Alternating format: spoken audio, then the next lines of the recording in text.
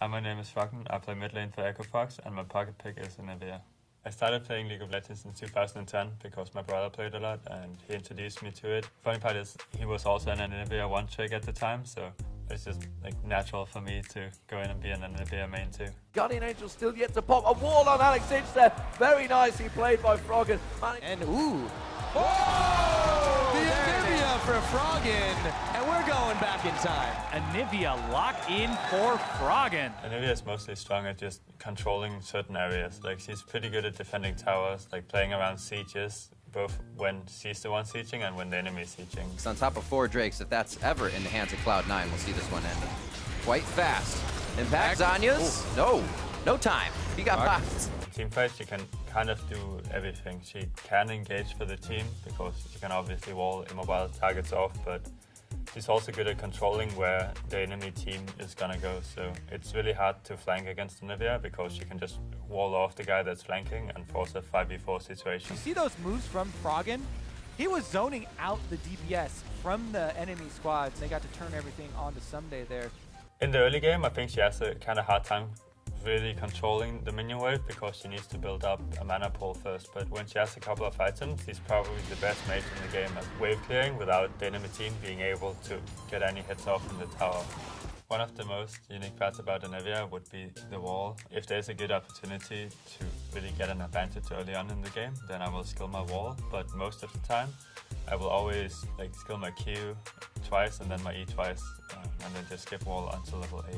You can cancel dashes or jumps if you wall on top of them when they use their dash ability, because Anivia's wall does push them slightly, so you can stop Rek'Sai tunnels, Kha'Zix jumps, Jarvan, EQ combo. Like just, you can stop anything. Actually gonna provide chase here. There's a teleport. Froggen gets denied by the wall from Froggen. Trying to get some control ward locked down. Ooh, got contracts. Dazzle, he's down.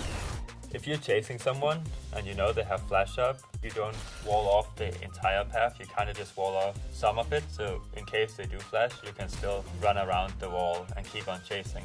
If you wall someone that has flash up, they'll just flash over the wall and then your team cannot chase them any longer, right? There's no point in expending all your flashes to chase the guy. His favorite Froggen, whoa, on the chase! And he picks off GBM and suddenly it's going bad to worse. A wall, Quas trying to run, another chase in for Keith. The game will always try to make you walk the shortest path to where you're clicking. You need to know where the opponent will move if you wall him off, right? So if they click behind the wall, they can either go to the left or the right side. They can kind of choose, but if you angle your wall a little bit, then even if they click behind the wall, they will walk a certain path. So if you angle it a little bit, you can force them to walk into the ultimate. If they don't react fast enough to that, then you just combo them with the Q on top of the wall while they're in the ultimate, and it's a bunch of damage.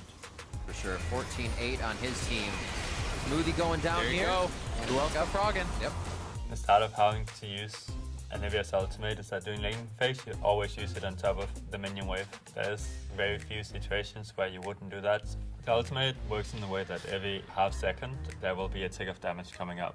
Whenever you cancel your ultimate, or the ultimate gets cancelled, it gives a last tick of damage. You can do it instantly after 1 tick of damage. You save some mana by doing it, so you can also get a slightly higher damage output. It's kind of like a burst of damage.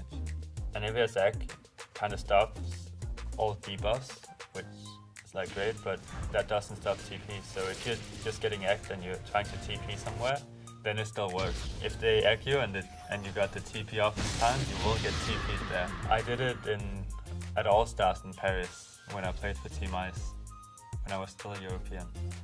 Cool, but the rest of the team combined, double it, picking up the kill. Shy's in all kinds of trouble now as well. Wei Zhao has come in there. Froggen has his egg. Is he going to get away? There is the TP to get away.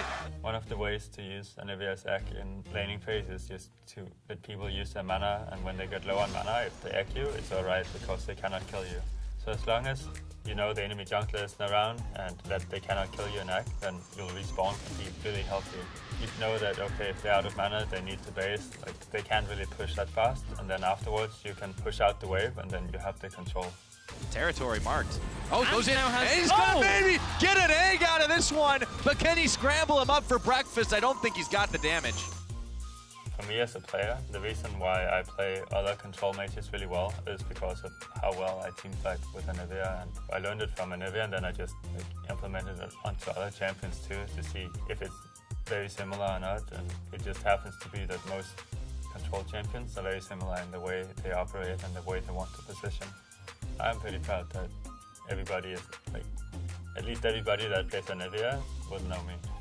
Oh my, no, Faker, you can't recall here. There's a minion wave coming. Faker just loses the game. It's Faker forced, literally yes, just that's lost all the he game on has that to recall. get. Easy This is peasy, it. Froggen's he's gonna got it. watch it from the fountain. GG, the Anivia King is still the king.